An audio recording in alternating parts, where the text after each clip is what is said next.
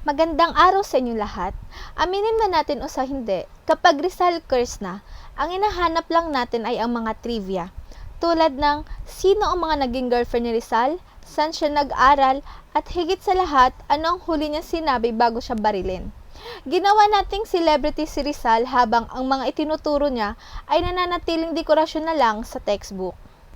Pero may isang matapang na kaisipan si Renato Constantino. Ang tungkulin daw natin ay gawing obsolete o luma si Rizal.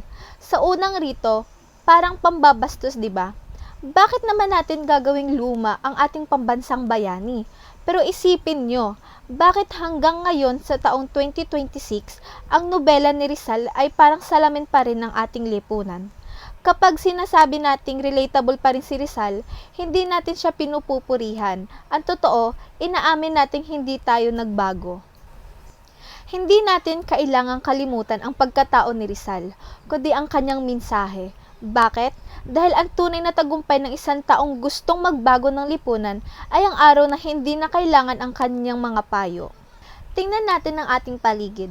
Narito pa rin ang mga Doña Victorina, yung mga taong ikinakahiya ang sariling atin at mas bilib sa lahat ng gawang banyaga.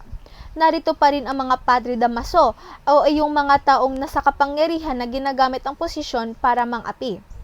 At higit sa lahat, ang kanser ng lipunan na isinulat ni Rizal noong 1887 ay hindi pa rin ito nagagamot.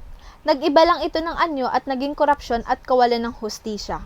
Ang patunay na bigo tayo ay ang katotohanan kailangan pa nating basahin ang Noli Me Tangere para mamulat, dahil dapat noon pa tayo gising. Paano natin gagawing obsolete si Rizal?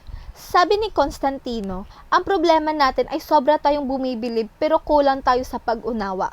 Mas madaling mag-alin ng bulaklak sa monumento ni Rizal kaysa magkaroon ng disiplina sa sarili.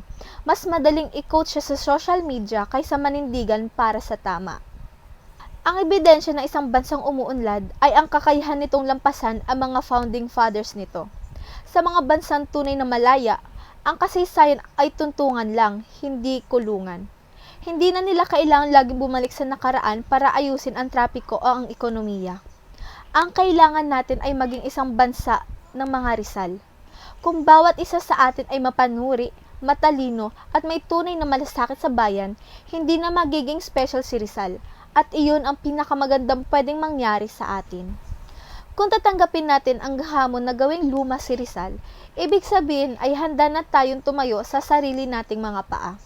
Hindi na tayo aasa sa isang tagapagligtas tuwing eleksyon dahil tayo na mismo ang gumagawa ng pagbabago.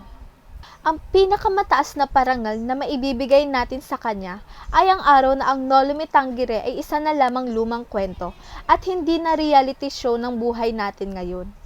Gawin nating luma si Rizal hindi dahil kinalimutan natin ang sakripisyo niya, kundi dahil sa wakas natupad na natin ang pangarap niya. Sa araw na hindi na natin kailangan si Rizal para ituro ang tama, doon pa lang tayo tunay na malaya.